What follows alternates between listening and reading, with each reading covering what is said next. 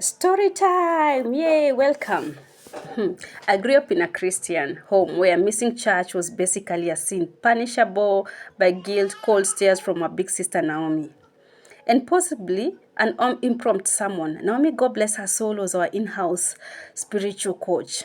Holidays were less about relaxing and more about revival, and as soon as schools closed, off we marched to church seminars armed with notebooks, Bibles, and enough faith to move mountains, or at least survive the week.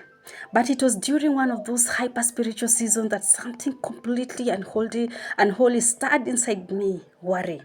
My mother was pregnant with Esther at that time, and something just didn't feel right. One morning, as I was leaving for school, I saw her walking across the compound, wobbling a bit like her balance had gone on vacation. I knew something was not right. My heart clenched. She didn't say she was in pain, but I knew. And that knowing haunted me through every subject that day. Math failed, English failed, CRE blood. Ironically, all I could do was pray. At some point, I stood up, walked to my class teacher with full Oscar-worthy seriousness and said, "Madam, I need to go home. I have to take care of my mom." To my shock, she agreed. I ran, not walked. I ran like someone had told me heaven was giving out miracles at home. Only the first 10 would get it.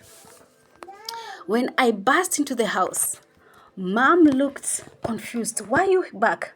She asked. "Mom, you're not okay, and I'm here to take care of you," I declared, standing like a 12-year superhero. She just smiled, the kind of smile that says, "I am tired, but now I can rest." That moment changed something in me. For the first time, I realized what it meant to love someone so deeply that their discomfort becomes emergency.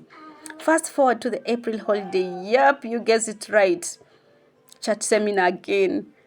This time in Machakos, girls, it was honestly amazing. I was filled with joy, but I could not explain why. Maybe it was the worship, maybe it was soda and biscuit, and maybe something good was about to happen. On our way back home, our bus made a random stop. A street vendor walked in selling second-hand clothes from a pile of faded rompers and mystery-stained onesies.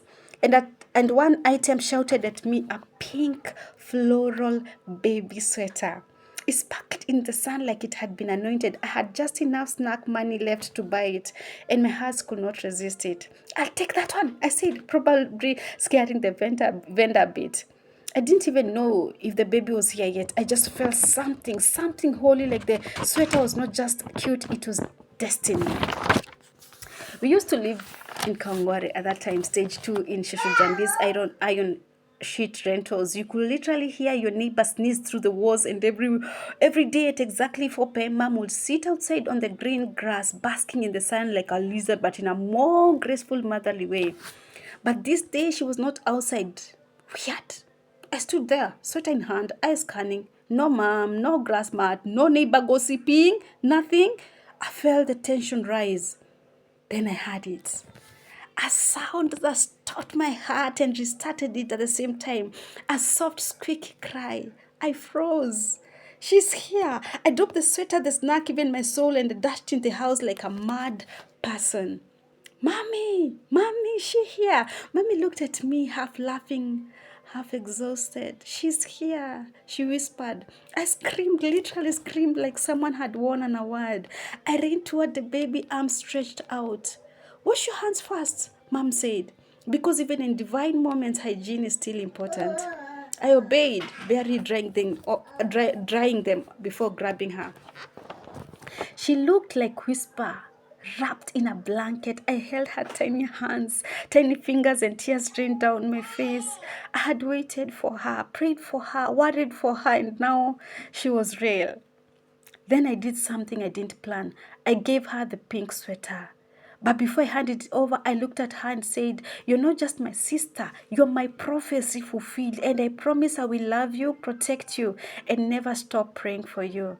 Today, that little bundle of joy, is a brilliant, graceful, soft-spoken woman whose wisdom could humble kings, and she's not loud, but when she speaks, it echoes. She's just that doesn't chase the spotlight, but somehow it finds her.